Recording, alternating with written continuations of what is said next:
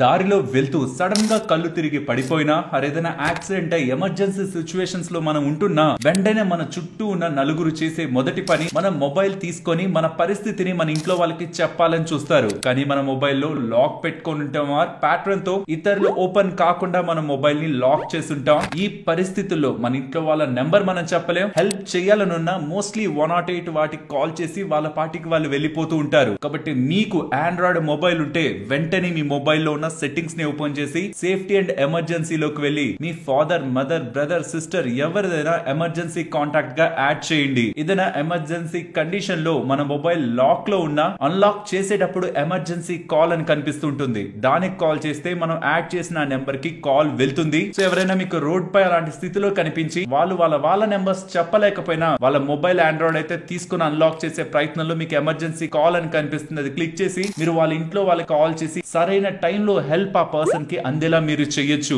ఈ important information మనకొకటే కాదు, మన వాళ్ళందరికీ తెలియాలి. తప్పకుండా ఇన్ఫర్మేషన్ ని మన వాళ్ళందరితో షేర్ చేస్తూ ఇటువంటి ఇంపార్టెంట్ కంటెంట్ ఛానల్లో వస్తూ ఉంటుంది. కాబట్టి మీరు అలా వెళ్లే ముందు ఛానల్ ని సబ్స్క్రైబ్ చేయొచ్చు కదా.